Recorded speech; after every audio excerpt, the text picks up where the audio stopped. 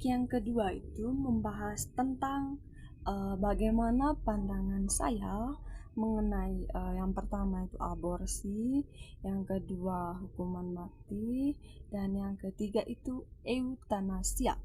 Oke, yang pertama itu terkait dengan aborsi. Bagaimana pandangan saya terkait aborsi? Aborsi adalah pengguguran kandungan, yaitu dikeluarkan janin sebelum waktunya, baik disengaja ataupun tidak sengaja. Pandangan saya terkait aborsi yaitu aborsi adalah tindakan yang tidak baik dan dapat merugikan salah satu pihak. Namun banyak sekali informasi terkait tindakan aborsi. Aborsi itu dapat dilakukan dengan dua cara, yaitu yang pertama itu aborsi medis, terus yang kedua aborsi bedah. Nah, aborsi medis itu merupakan aborsi yang dilakukan dengan menggunakan obat-obatan untuk mengakhiri atau mengeluarkan janin dalam kandungan. Terus yang kedua, aborsi bedah. Aborsi bedah ini merupakan aborsi yang dilakukan dengan menggunakan alat atau proses bedah untuk mengangkat janin dari rahim.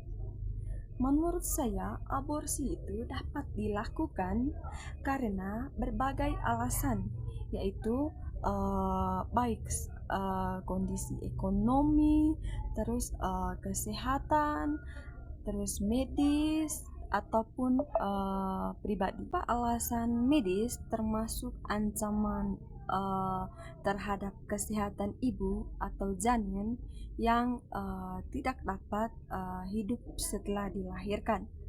Alasan kondisi ekonomi itu berkaitan dengan keterbatasan ekonomi yang tidak mendukung dan keputusan pribadi ibu untuk melakukan aborsi. Yang kedua, pandangan saya terkait hukuman mati. Menurut saya, hukuman mati itu tidak boleh diterapkan karena negara kita itu atau negara Indonesia adalah negara hukum. Bila terjadi hukuman mati, maka melanggar hak asasi manusia, yaitu hak hidup seseorang. Hukuman hanya berlaku harus sesuai dengan tindakan seseorang yang melanggar peraturan dan memberikan konsekuensi sesuai dengan tindakan yang dilanggar oleh orang tersebut. Jadi menurut saya itu hukuman mati itu tidak boleh diterapkan atau dilakukan. Terus yang ketiga itu terkait eutanasia. Menurut saya eutanasia itu tindakan mengakhiri hidup seseorang secara sengaja untuk mengurangi penderitaan yang dialaminya akibat penyakit atau kondisi medis yang sangat parah dan tidak dapat disembuhkan.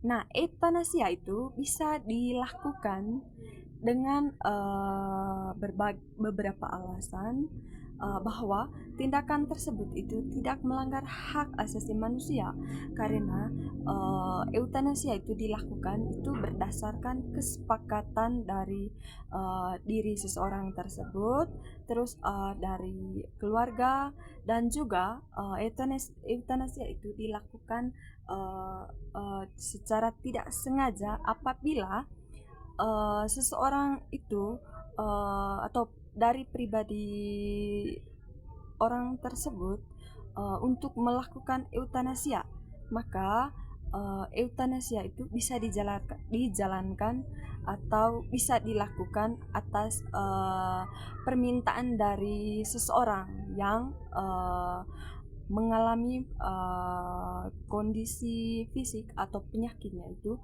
tidak dapat disembuhkan. Oke, Adapun alasan lain terkait tindakan eutanasia, yaitu yang pertama, penderitaan dari seseorang itu tak terbendung. Artinya bahwa penderitaan fisik yang luar biasa dialami oleh pasien.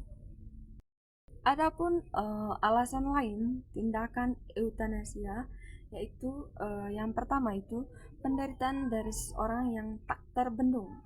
Artinya bahwa penderitaan fisik yang luar biasa dialami oleh pasien karena penyakitnya itu tidak dapat disembuhkan, seperti contohnya kanker atau stadium akhir.